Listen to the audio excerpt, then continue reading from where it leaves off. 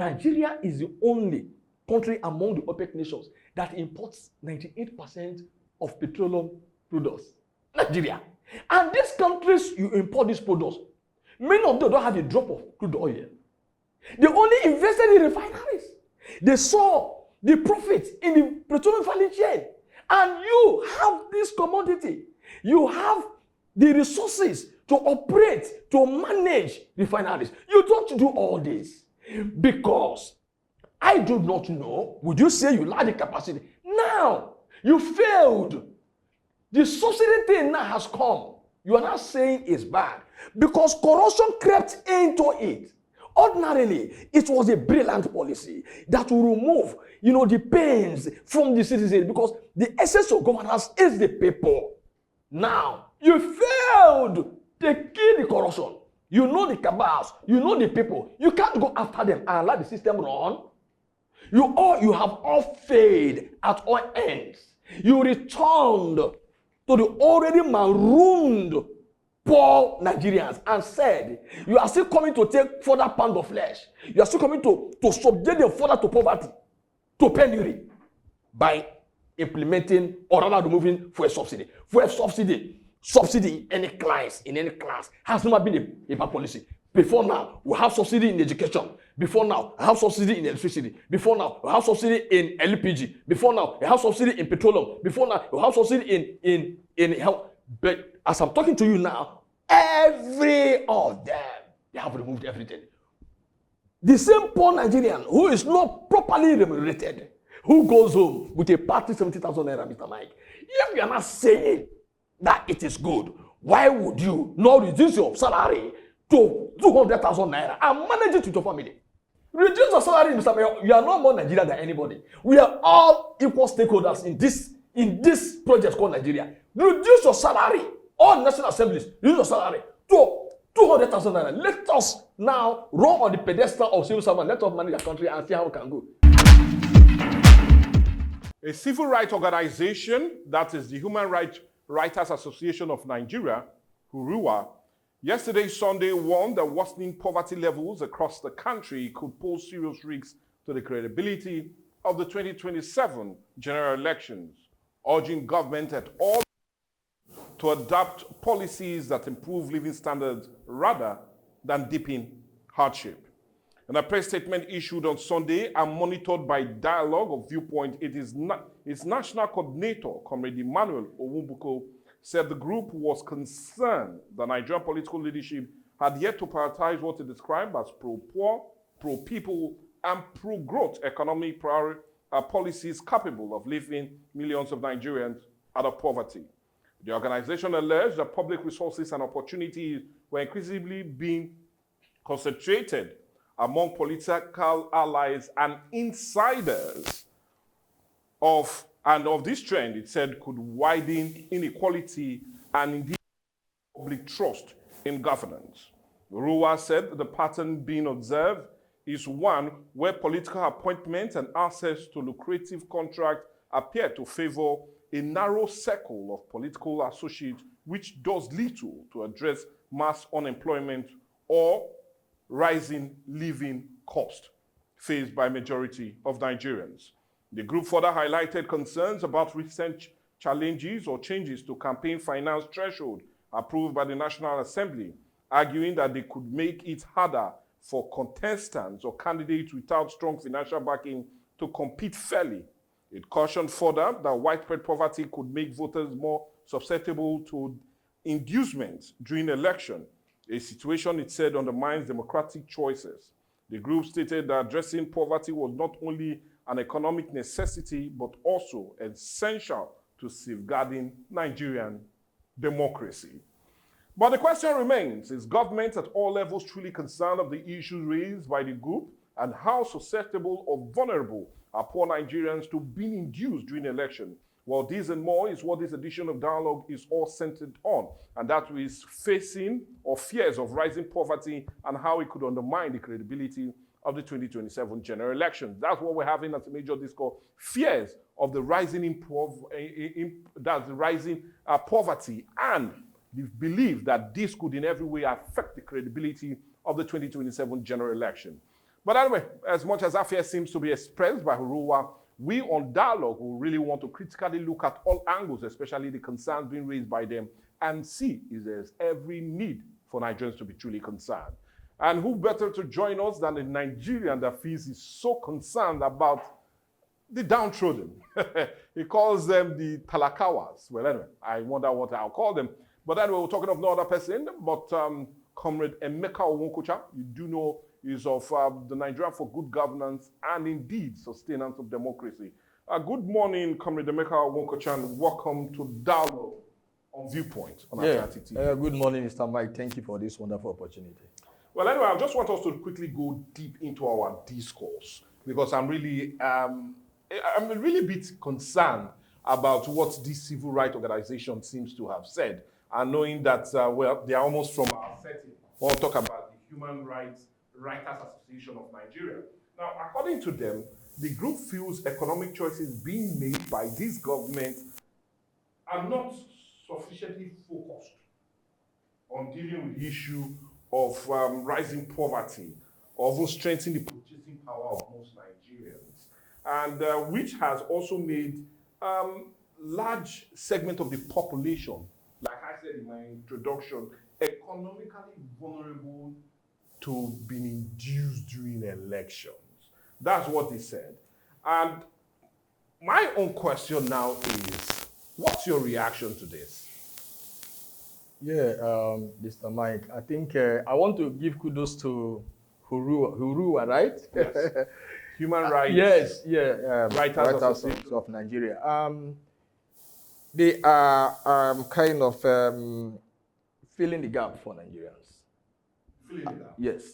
They are filling the gap. And they are speaking for the voiceless Nigerians. They are speaking for me. They are speaking for you. And their direction is that obviously they have the interest of this government at heart because they want those who are saddled with leadership to ensure that this project Nigeria continues.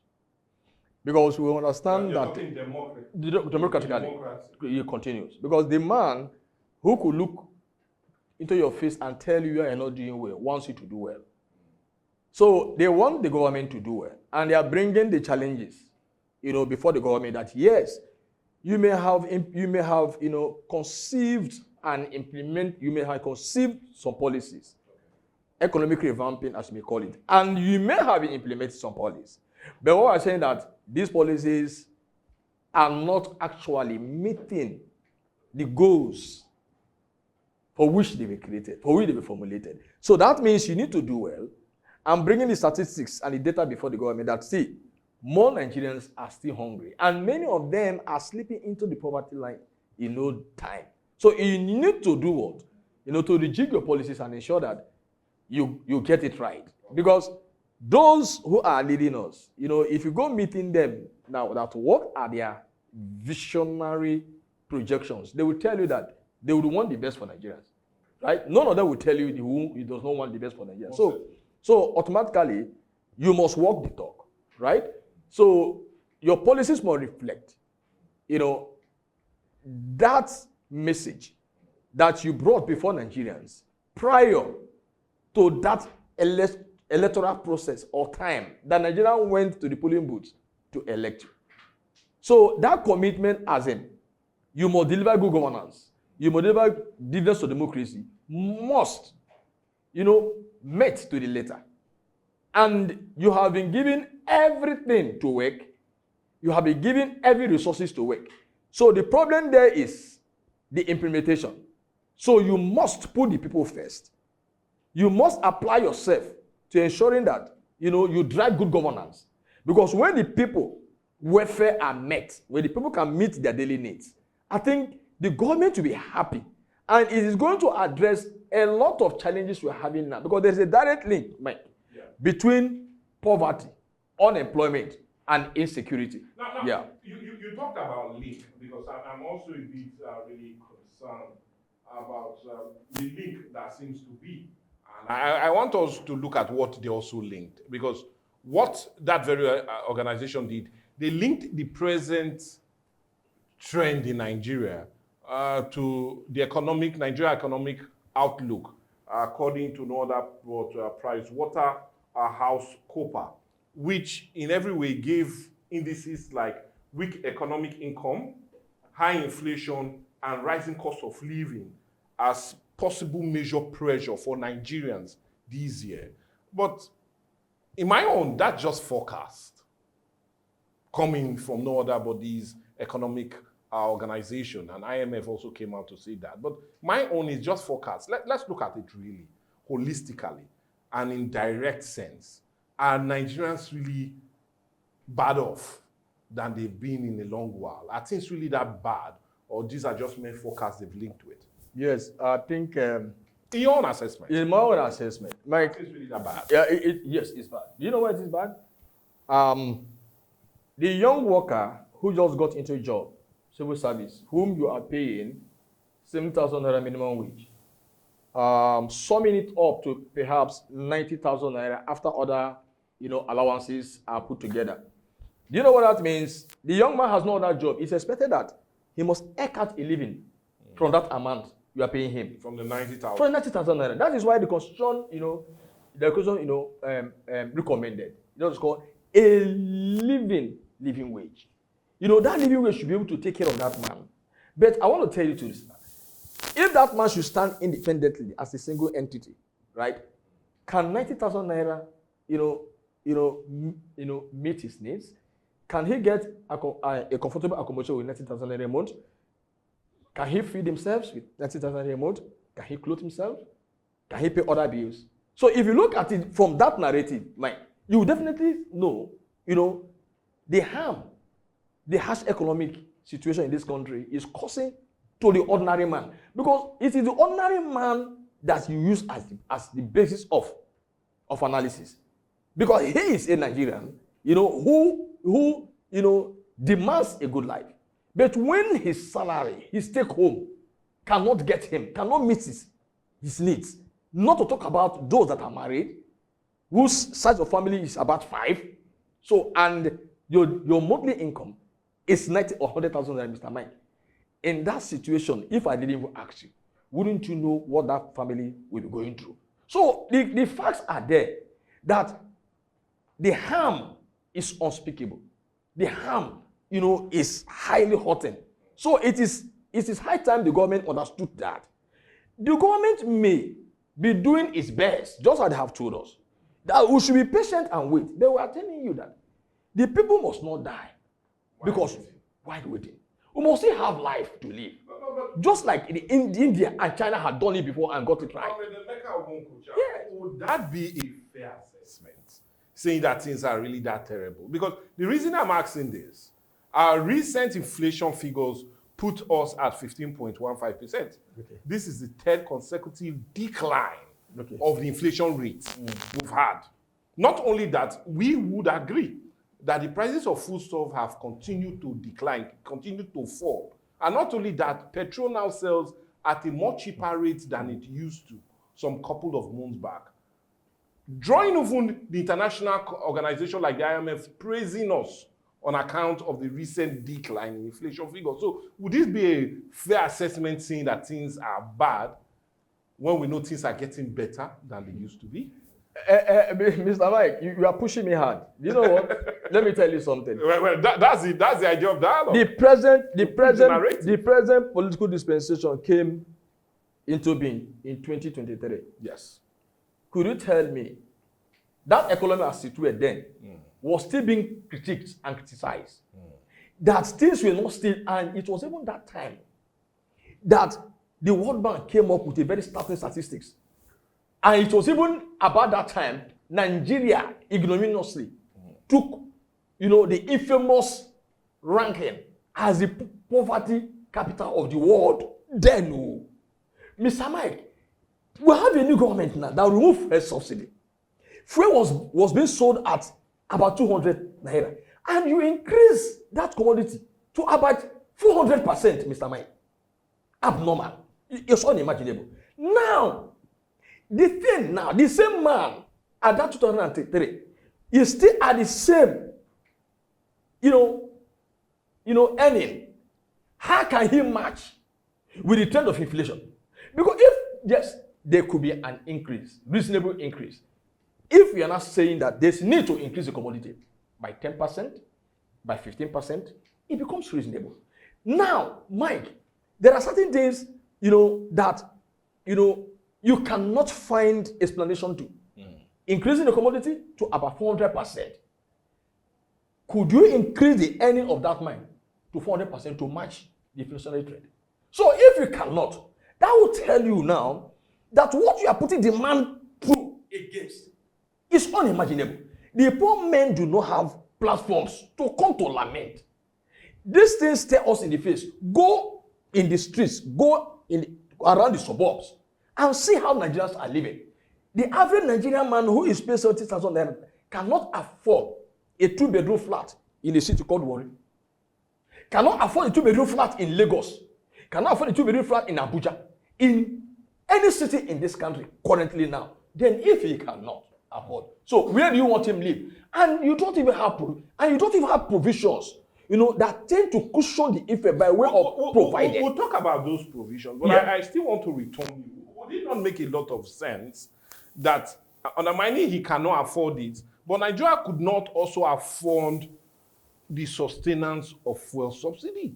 Because all of this is still bordered on the issue of fuel subsidy. Good. The International Monetary Fund had come out, the World Bank, every leading advisory economic body has always informed us that there was no way we could sustain the fuel subsidy. So would it not have been more economical sense and have more bearings that this fuel subsidy had to go? Yes. We could not maintain it. We're talking about Nigerians not maintaining their lifestyle. Good. But look at it now. Is it not our gains that all Nigeria has now in every way balanced up to see whether they can sustain themselves undermining the fuel subsidy is gone? Yes. And have more money for other things to be done? Yes. Mr. Mike, our leaders have continuously advertised incompetence before us, and we are accepting it. Those who are bringing these recommendations in their countries, is it in Europe? Google it. They subsidize basic commodities for the welfare, for the well-being of the citizens. Is it in America? Are you talking about food, electricity? They subsidize. Go and watch it. Subsidy is never a bad policy. These guys came with that advice because you mismanaged the policy. You mismanaged the policy. You have 4 refineries built some time ago. We were not importing fuel. Were we importing fuel before? No. We were even exporting because it was meeting our daily needs. And these refineries, before your very eyes, they become moribund. Nothing happened to them. Incapacity. You can't revive refineries. Nigeria is the only country among the OPEC nations that imports 98% of petroleum products. Nigeria. And these countries, you import these products, many of them don't have a drop of crude oil. They only invested in refineries. They saw the profits in the petroleum value chain. And you have this commodity. You have the resources to operate, to manage refineries. You don't do all this because I do not know. Would you say you lack the capacity? Now, you failed. The subsidy thing now has come. You are not saying it's bad because corruption crept into it. Ordinarily, it was a brilliant policy that will remove, the pains from the citizens because the essence of governance is the people. Now, you failed to kill the corruption. You know the cabals, you know the people. You can't go after them and let the system run. You have all failed at all ends. You returned to the already marooned poor Nigerians and said, you are still coming to take further pound of flesh. You are still coming to subject them further to poverty, to penury, by implementing or rather removing fuel subsidy. Fuel subsidy in any class has never been a bad policy. Before now, we have subsidy in education. Before now, we have subsidy in electricity. Before now, we have subsidy in LPG. Before now, we have subsidy in petroleum. Before now, we have subsidy in health. But as I'm talking to you now, every of them, they have removed everything. The same poor Nigerian who is not properly remunerated, who goes home with a party 70,000 naira, Mr. Mike. If you are not saying that it is good, why would you not reduce your salary to 200,000 naira and manage it with your family? Mike, let all of us face the realities now. No, Mike, let all of us face the reality. I think it is good. Your salary, they are receiving millions. Why Nigerians are going home with 70,000? Reduce your salary to 200,000. Let all of us face it now. Oh, it does not concern you. You can receive where you even import your food. Mike, what kind of disservice? What kind of cheating? What kind of maltreatment? It is obvious. What are you telling us? Reduce your salary, Mr. Mayor. You are not more Nigerian than anybody. We are all equal stakeholders in this project called Nigeria. Reduce your salary. All national assemblies, reduce your salary to 200,000 naira. Let us now run on the pedestal of civil servant. Let us manage the country and see how we can go. So I have answered the question. Okay, well, anyway, I'm the one asking the question. Yes. So, undermining you're now training some Reduce your questions. salary. Let's face the reality. Let's face Nigeria now. I will plead with you to hold on. Well, in case you're joining us, like you do know, is Dialogue and Viewpoint on Atlantic TV. We're talking about the recent call by no other but a civil organization, and we're talking about the Human Rights Writers Association of Nigeria telling the federal government to do more as it concerns the poverty being experienced by Nigerians, so that the credibility of the 2027 general election is not in every way affected on account of this.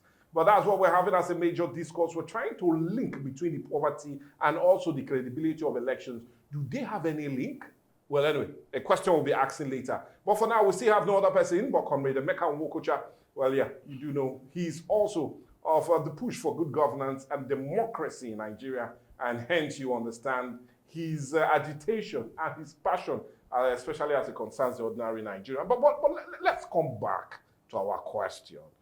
Because, yeah, you talked about poverty. But we do know there have been many poverty alleviation programs that has been channeled into, in every way, cushioning the effect of the ordinary Nigerian, so they do not feel that bitter pill being swallowed on account of the fuel subsidy removal, which Nigerians are now in their third year bearing and trying to live along.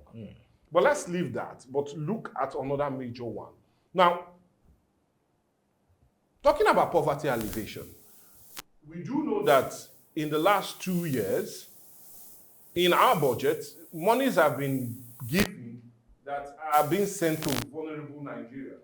But according to our own findings on Dialogue, we just discovered that in the 2026 budget of about 58.47 trillion naira, only 1% of monies will be sent for poverty alleviation. And we're talking about just 206.71 billion naira. That's what is being budgeted in the 2026 budget for ordinary or poor Nigerians as it concerns our poverty alleviation program. But this is where my question lies. Huruwa has come out to say those programs are not necessary, and they doubt if they even impact positively on the lives of every Nigerian. But my question now to you, Comrade Emeka Nwokocha, yeah, you talked about a whole lot that the government has done wrong and how they have given Nigerians a bloody eye. But let's remain with a more progressive eye. What do you feel at the moment? Let's leave fuel subsidy. What do you feel at the moment that the government is not doing, that they ought to be doing to really help vulnerable Nigerians, apart from the poverty alleviation programs and transfer of urgent 5K and the rest that seem not to have helped in any way? Yes, let me give you 3 instances. Okay. Let me start from Lee Kuan Yew of Singapore, right? It removed Singapore from Malaysia in 1965. Which was a bitter one for Singapore at the moment. Yes. They cried. Then was then. And Lee Kuan Yew ran that country economy under 10 thematic pillars, which brought about a revolutionary change in the life of Singaporeans till today. You know, which informed his writing a book, From Third World to First World, before you and I. Let's go to China. In 2001 here, in 1998, prior to 2001, the poverty rate of China was 88.1%. Automatically, it appears everybody in China was poor. But the governance came and said, no, we must change the narrative.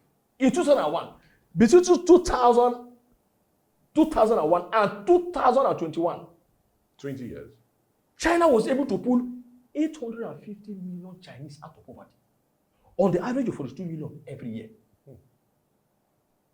Every year. And the progress made to elevate the people from poverty was equated to modern day what? Miracle. This was Chinese. Let me leave it there. Let's come to India. In 2006 year, prior to that, India was faced with harsher and worse economic situation. But they just come and said, no, we will change narrative. Between 2006 to 2016, India was able to put 273 million Indians out of poverty on the average of 27 million, 300,000 naira, 300,000 Indians every year. And you know what? These policies were driven and run under 4 thematic areas. One, there's what they call the Mahatma Gandhi Compulsory Rural Employment Act. Do you know what that means? It ensures that every able-bodied Indian could be assured wage employment for a period of 3 to 6 months. That means, in the case of Nigeria, every unemployed Nigerian must have job wage employment for 6 months compulsory. After 6 months, no, that was one.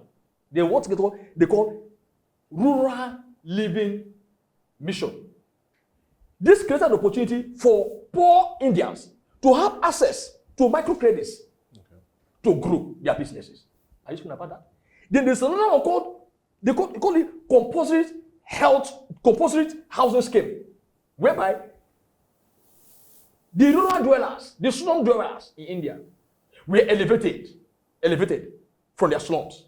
And they were guaranteed housing.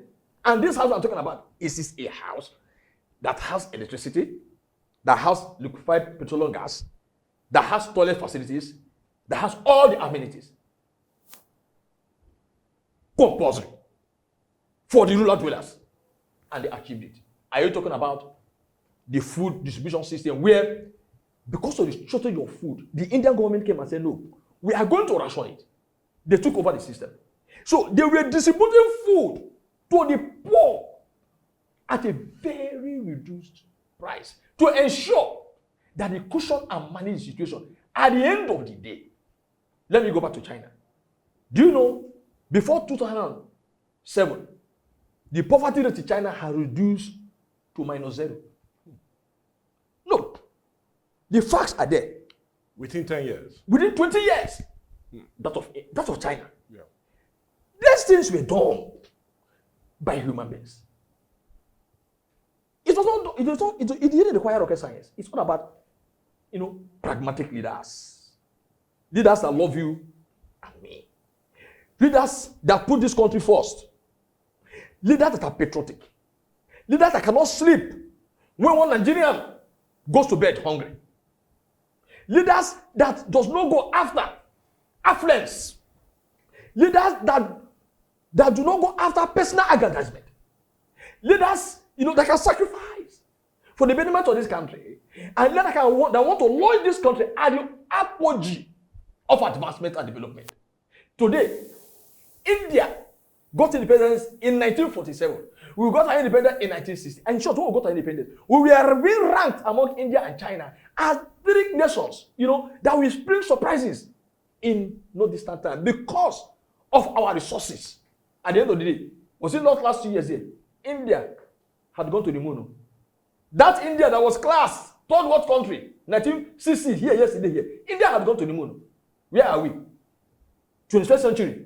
Keke is our public transport system. Keke is our public transport system. Cut across the country. No, I don't want to say anything. I'm happy the way you call it keke. Because it's good. Tricycle is what Nigeria, could make of. After how many years of independence?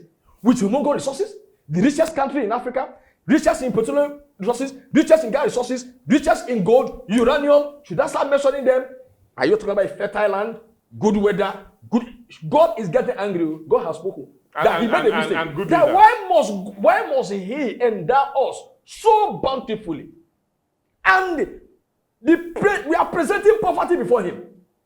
It doesn't. Okay, well, before you sound like a celestial body, yeah. I will plead with you to hold on. Because all our discussion, because of time, is still being centered on the issue of the credibility of the 2027 election, which Uruwa feels will likely be compromised on account of the hunger being experienced by many Nigerians. So I'm a bit now critical.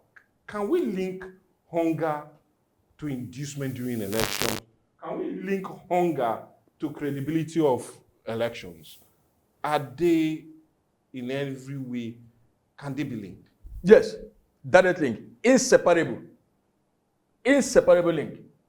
And for me, I say it as a deliberate policy. Popularize the people. That's what you feel? Yes, they have no voice. Mike. So do you feel the government, or rather, it's intentional. The political class? The political class, all of them. Okay, now before we come to that feeling, yes. Nigerians will be really eager to understand how you can link them up together. Yes. Credibility and the rising poverty. Yeah. See, every man has credibility. God, put credibility in us. It's by default, we have it. When your self-worth is taken away, it's messed up. Self-worth. Mr. Mike, you can't afford food. You can't afford housing. You can't clothe yourself. Mr. Mike, you are gone as a citizen. Your mental reason will change. There will be a crack. A serious crack. Mike, do you know what's called hunger? A nation that is ravaged with hunger, right? It's a nation in peril. That's why today in South Sudan, you see what is happening? Yeah. Good. And when the people are hungry, Mr. Man, election is coming. A man has not seen 5,000 naira throughout the year. He's so hungry, he managed, or maybe somebody just told him that there's a lifeline. God, what you are coming to say is not a lifeline. It's about dying. It's a lifeline. There is a lifeline, no. Once you could follow me, either you crawl, or you creep, or you are backed to the polling unit, you are sure of going home with 10,000 naira. If you are telling the man that there's something called good governance, he look at you as if you are speaking Greek. The money first. Maslow, hierarchy of needs, comes to play. Hierarchy of Maslow, hierarchy of needs. What are the hierarchy of needs? Food, clothing, housing. You are talking about governance that is tertiary, when you see 10,000 naira, he's about dying, it's a lifeline that can revive him. Children, no food, they are all crying, Dad, where are you going? Where are you going? Where are you going? He's coming home with a basket of rice and beans. You are telling him good governance. He will tell the young man, you are speaking Greek. So they know. They are capitalizing on that. The people are popularized. They have weaponized poverty. So now, the only way, because they themselves do not have credibility to say to the public. Because election is all about credibility. It's where you sell your credibility. The people buy into your credibility and vote you. Then when you do not have the credibility, you begin to use all kinds of inducement now. You create, even those ones that are not in the system. Nigerian politicians have been able to craft and create, conceive, and invent all means of inducement to ensure they win the election either by crook or hook. And that's what's happening today. So when you go, it's no longer hidden. You will see them with their Ghana must go, hidden somewhere, hidden with the police, the army, they're all there, they are all culpable. At the end of the day, you see them doling out the money, even the neck of each other, they are all there, all culpable. They are all working in consonant to destroy this country. They are working to destroy this country because they are the enemies of the country, not me and you. Oh, okay, well, if you feel that's the link, inducement and yes. poverty. I want us to also look at another fear being expressed by Uruwa, and that's the issue of our elections now being taken over by only rich Nigerians. Now, also as they are concerned on credibility of the election, they are talking about no other Nigerian, except you are rich, you cannot be a candidate in any of our elections. Is that so, in your own assessment? I never have the truth. See, Mike, what we see happening is the norm. Mike, I'm the president of Talagawas. Mike, I do not have value for materialism. Right? God has, by his grace, I have traveled out of this country. I have been in Holland. I've lived in Amsterdam. So I know what I saw. In short, when I got to Amsterdam, I was asking if it was Angel that built this place. Because you cannot fathom it, Mike. It's more or less like magic. You see how bright this television is? That's how everywhere is. And the outside in Holland is more beautiful, more serene than my home, than my parlor. Outside, it's like you're not even getting me right. Public outside is more serene than this comrade, than my home. Okay. It's more clean than my home. That will tell you. Now, you ask a very salient question. The answer there is that, see, Nigeria is harmed. Nigeria, as an entity, is being harmed. Harmed as in H-A-R-M. Yes, by ourselves, by our own compatriots, who do not want the progress of this country. All the questions you are putting here, they are human-made, just human error. Which could be addressed if the mind would accept that change, and they believe in the entity, and believe in the progress, and believe in what is called, inclusivity. It shouldn't be the winner takes it all. It shouldn't be a case of king and servant relationship. It shouldn't be. That we are all equal, Nigerians, having equal rights and equal stake. And we only elected you, because according to Thomas Hobbes, we do not want to replicate, an entity where life is short, brutish, nasty. Let there be governance. That somebody will be entrusted with power so that you can lead. And there are principles and guidelines on how you can pilot the government for the betterment of all. Your constitution says there, which they themselves swear an oath to. Then why is this reverse? It's intentional. It's deliberate. So you feel our elections are only for the rich? It's for the rich because, as I'm here now, do you know I can't contest for local councillorship in my locality. But you're a bona fide Nigerian. Let me tell you, NASA. Do you know that election contest is service delivery?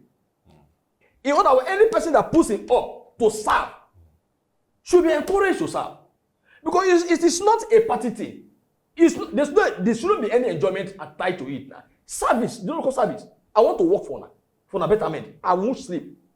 Just to ensure that I know it better than you. I know how to put figures together and achieve goal. That's why I'm coming to serve you. Now, Mike, the stake, how much, if I want to contest for governorship, how much will be requested by the party to buy a form, either in APC or PDP? Around millions. Millions, Mr. I'm asking you. Form. What is your stated there is fill your name, fill your government council. Look at the stake, Mr. Mike. They have automatically made it the exclusive prevail for the money bags. If I didn't say it here, the action tells you now. It ought to be meant, right? For every Nigerians who could afford few 30, 50,000 naira, 100,000 naira, you go and buy. It is form. What is attached to the form? Your name, your local government council, and whatever. Is there any other thing attached? Why staking that amount? It is not for you. They say, if you're not a money bag, don't come near here. Right? So that's exactly. But apart from that, also campaigns take a whole lot of money. See, Mr. Mike, do you know how parties are wrong? Nigeria should not project a wrong policy, toxic policy, as if that's how it is done over the world. See, parties are owned by the people. People donate for the run of the party. Your 10 naira, 5 naira, collectively. You can imagine the population that make up a party. If party members are up to, 2 million, Mr. Mike, 1,000 naira, don't you know how much it is? That's how parties are run. But in all honesty, elections everywhere seems to be expensive. The reason I'm saying this United States democracy is what we are fashioning our democracy after. Yes. And even in the United States, elections are very expensive. Okay. Like the 2024 presidential election will be regarded as the second most expensive since 1998. Okay. Almost $5.5 billion was used during that election. Good. So naturally, elections are expensive. Yes. Mr. Mike, don't bring America here. America, their leaders, they are there to serve their people. And the people believe their leaders. The people, organizations fund their parties. Somebody has brought himself up for service. The people know that he's not coming to eat their money. They believe in ideology. It's more or less like a religion. Don't you see what happens in churches? So ours is different. Don't you see what happens in churches? People fund churches. Knowingly or unknowingly, true or false. Are the pastors poor? Are they poor? That's how parties should be run. Because they believe in God. God cannot deceive them. Who's the pastor himself is the intermediary. Intercedes. So they believe God through the pastor that this pastor is presenting God, who's going to tell us what God has said, as if he heard from God. And they are funding the church, whether knowingly or unknowingly. Pastors don't work poor. They don't live poor. And they even tell you that our God is not even a poor God. They have even told you. That is how American politics is, because they believe in their politicians. They believe in their government, that they are going to spend their money for the betterment of America. But in our own case, Mark, you are saying you are spending millions. Did any Nigerian ask you to spend millions? So if you roll out your loudspeaker and start campaigning ordinarily, vote for me, is not campaign. Did anybody ask you to start spending millions? You chose to spend millions because you want to hoodwink, you want to hijack the system. You want to solve at the system using money, to cajole, to capture the poor. If you go and stay at Okere Junction and you are shouting vote for me, at the end of the day, Mr. Mike, who told you in 1998? See, the trend of corruption, it wasn't like this before. In 1978, 80 election, I was a boy, but I think I was in secondary school then. I don't know if you understand me.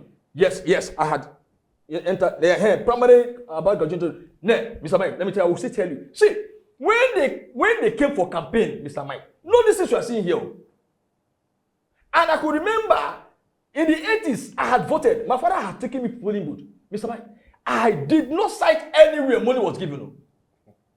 Now, our corruption trend has increased to a mega, where it has crept into the body politic. Now, the question I'm asking, if you are genuine, and the people believe in you, I'm asking Mr. Mike, who is asking you for money? Do you need money to tell me to vote for you? If you are genuine, I'm asking you, Mr. Mike. If you are now, bring yourself up now to campaign for presidency or whatever, and I know you can be. Do I need money? Rather, you can even come to me that this is my body, I don't even have enough money. People will even support you because they believe in you, because they know if you get there, you're not going to eat our money, you're only coming to work for us. And ensure that our lives are better. That's the sort of it. But when they have discovered that, they go there, they hijack the system, they capture the system, right? And they survive the system. They turn the money, everything, into the personal account. That is the reason the people have lost trust in them. So for them now to put the people out who have lost trust now, that's mere speaking. Vote for me no longer works. Okay, so it's now money. This is not money. Now to buy them, they're buying their conscience. Okay, now still talking about it's buying. not money. Still talking about buying their conscience. Because the people are already poor already. Still talking about buying their conscience. The National Bureau of Statistics in 2024 came out to say vote buying has increased by 5%. That's what they said. Yes. Especially as it concerns the 2023 general elections. But I'm now forced to ask, you've highlighted all of this problem. In your own honest assessment, how can we deal with the issue of inducement or making our elections strictly for the rich? Just 2 sentences. In order not to make it strictly for the rich, every party should go back and reject their policies. I don't even understand. If they are truly sincere, that they want to field the best man, because the best men are within the party. They are not money bags. I have seen where people are, professors emeritus who have left the service. They will go and call them. My father even told me that in those days, let me say about counselor, a good headmaster who served the community well, who had resigned, he was not a politician. When such office is open, they will go beg him, my son, come and take. My father told me now, credibility, trust. So if they would believe in the project Nigeria, knowing fully well that the essence of leadership is all about service, yeah, they are going to expunge all those high stakes and make it accessible and free that the competent man, who the people actually want, because the process belongs to the people. Let the people, because now the people are not even the decider. There is no internal democracy any longer. The people's voice now do not. They will just manipulate everything. That is not, the thing is within us, because we do not believe in a credible system. We do not believe.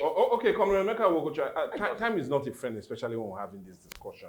But I do have a final question for you. Now, do you see the 2027 election as a one that will be induced, or a one that the people will totally vote for their choice, with what you see on ground? It's going to be worse. Is any other worse? If there's any language like that. Come on, Comrade Emeka. You're sounding like a problem. You don't even see the rate of poverty. These statistics that are being rolled out, you think they are just meant there for academic exercise? They are speaking to the fact and telling you what is going to happen. When the people whose life are supposed to be elevated are getting deeper into poverty, the worsening situation will continue, even get worse. The inducement will get worse. The quest. So you feel Uruwa is crying a genuine cry? Over genuine cry. The quest for the people now, their eyes are even more reddened now. They want that inducement because they are poor. Very, very poor. Abject poverty. They are sinking in poverty. They want a relief. They want a life support. And the man is coming now, bringing it. You are seeing the money, real money, not counterfeit money. They will go for it with glee. They will hold it. They vote for me. They will even vote with their head. They will vote for you. As much as my life is secure for now, be protected. That's what they have released us to. Okay, Comrade Emeka Nwokocha, please don't sound. It might be dramatic. It might be comical. Is that bad? It's the truth. It's so bad. It's so bad. See, all these statistics you are saying does not represent a true situation. No, it doesn't. It doesn't. This ones, they are even stood over fairness. If they should tell you what is happening, Mr. Mike, don't roll out your drum and say you want to go for better. You will see all of them, from the youth leader, all of them, mama, papa, what else is, where our own, where till you bring come, where till you bring come. Money, it's only money. They don't want to know you. Nobody looks into your profile again, no. Money. Because they have remained in the lodge over time. They are about dying. They want a survivor. Yeah, you could bring it without your small naira you are giving to them. They don't care. Let God judge them. I need to thank you so much. Because we can go on and on, and at the end, nobody will vote. The elections will still be the way they are. But I'll need to thank you so much. Time is not a friend, especially when we're having this discussion. And it's not proper if we do not thank you for starting off the week in these notes. And we're talking of no other person. He calls himself the president of Talakawas. Well, anyway, that's what he said. I will not be asked questions. And I'm talking of Comrade Emeka Nwokocha for coming around and also adding his voice to this growing concern as it concerns the credibility of next year's general election. And I'm talking about the rising poverty. But you do know it is always continuing. That is, the discussion does not end here. Let's have your reactions. Let's have your views as a concern.